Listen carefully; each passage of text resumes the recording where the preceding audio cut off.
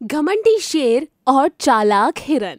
जंगल का राजा शेर अपनी दहशत से जंगल के जानवरों को अपनी मुट्ठी में कर लिया था। जब भी वो ऑर्डर भेजता, बेचारे डरे हुए जानवर उसके सामने कांपते हुए आते। इस चीज का शेर मजा लेता। उसे अपनी ताकत पर घमंड हो गया था।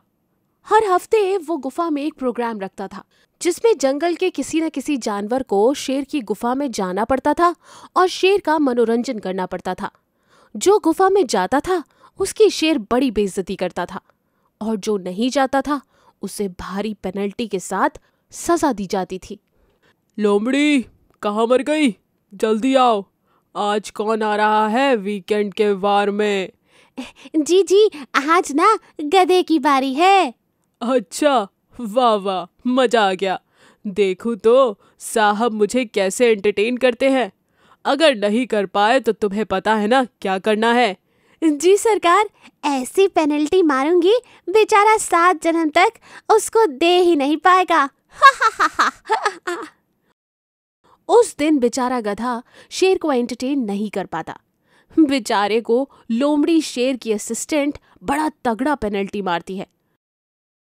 रोते रोते गधा जब अपने दोस्तों के पास आता है, सभी को उसके लिए बहुत ही बुरा लगता है, मगर कोई कुछ भी नहीं कर सकता।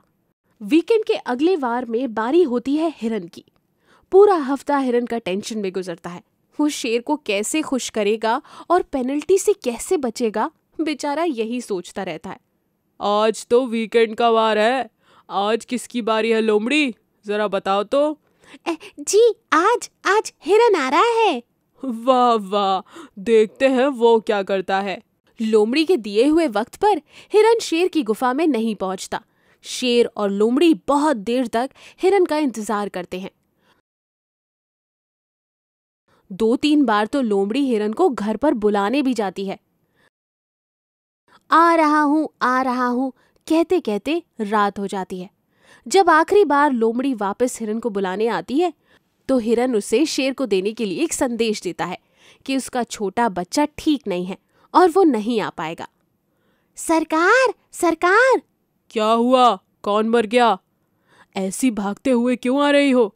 हिरन ने वीकेंड के वार पे आने से मना कर दिया है। कह रहा था कि मेरा छोटा बच्चा ठीक नहीं है। अच्छा, उसकी इतनी हिम्मत? ओहो, मैं यहाँ इंतजार कर रहा हूँ और उसने आने के लिए मना कर दिया। लोमड़ी, उसे ऐसी पेनल्टी मारना कि उसकी नानी याद आ जाए। समझ गई सरकार।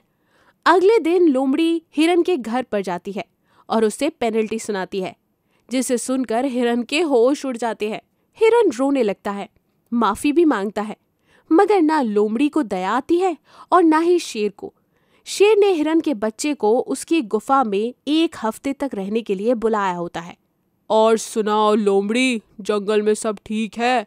और उस हिरन की पेनल्टी का क्या हुआ? जंगल में वैसे तो शांति है, पेनल्टी तो हिरन ने अब तक नहीं दी। इस हिरन की इतनी हिम्मत, मेरे दिए गए ऑर्डर को नहीं मानता। अब हम उसके पास जाकर उसके बच्चे को लेकर आएंगे। अगले दिन सुबह शेर जंगल में वॉक के लिए निकल जाता है। चलते चलते उसकी नजर हिरन के घर पर पड़ती है। शेर गुस्से से और भी लाल हो जाता है और बिना कुछ भी कहे हिरन के घर में घुस जाता है। अरे कोई है? हम आए हैं, हम जंगल के राजा। लगता है घर पर कोई नहीं है। मैं यही हिरन का और उसके बच्चे का इंतजार करता हूँ। शेर बहुत देर तक हिरन का इंतजार करता है और इंतजार करते करते वही सो जाता है। तभी उसे हिरन के बच्चे की आवाज सुनाई देती है।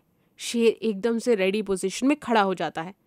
हिरन जब अपने बच्चों के साथ अंदर जाने ही वाला होता है, तभी उसे शेर के पैरों के निशान उसके घर के बाहर दिखाई दे जाते हैं। हिरन बच्चों को चुप रहने के लिए कहता है और वहां से दूर जाने के लिए भी।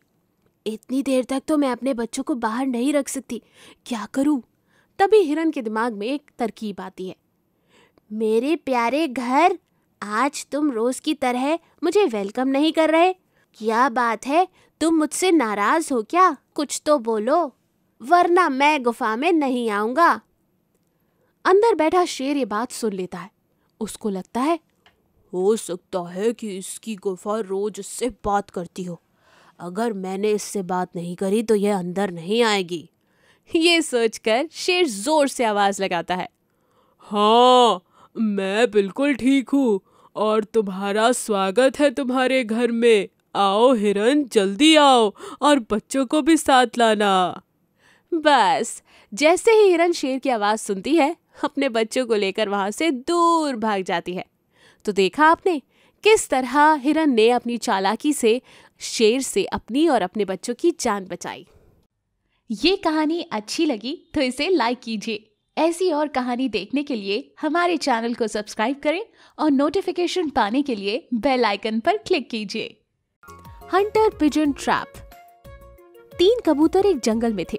एक बड़े से पेड़ पर रहते थे और एक खरगोश उसी पेड़ के नीचे रहता था। कबूतरों और खरगोश में बहुत अच्छी दोस्ती थी।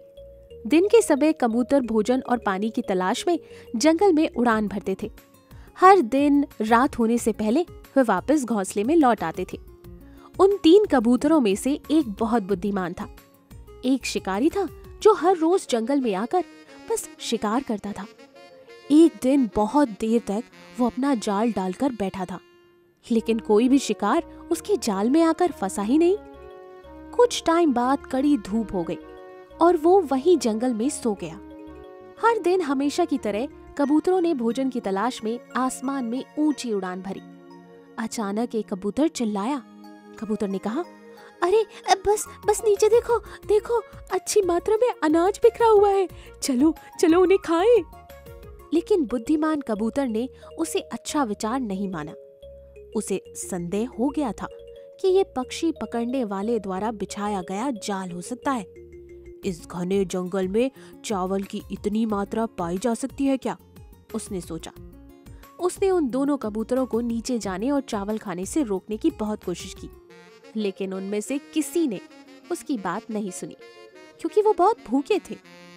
एक अन्य कबूतर ने कहा, हे भगवान, हमारा दोस्त हमेशा प्रत्येक और हर चीज पर शक करता रहता है। मैं जा रहा हूँ उसे खाने और उसे खाऊंगा। बुद्धिमान कबूतर नीचे नहीं आया और पास के एक पेड़ की शाखा पर बैठने का फैसला किया। तब दोनों कबूतर अनाज खाने के लिए नीचे उतरे और चावल के दाने खाने लगे। जल्द ही उन्होंने पाया कि वो कार्डबोर्ड में फंस जाने के कारण हिलने डुलने में असमर्थ थे। कुछ देर बाद जब शिकारी सोकर उठा तो उसने देखा 2 हट्टे कट्टे कबूतर उसके जाल में फंस चुके थे। वो बहुत खुश हुआ। मैं इन्हें बाजार में बेचूंगा और इससे खूब पैसे कमाऊंगा। वहीं दूर पेड़ पर बैठे बुद्धिमान कबूतर ने शिकारी को कबूतरों के पास आते देखा। कबूतर जाल से मुक्त करने की पूरी कोशिश कर रहे थे।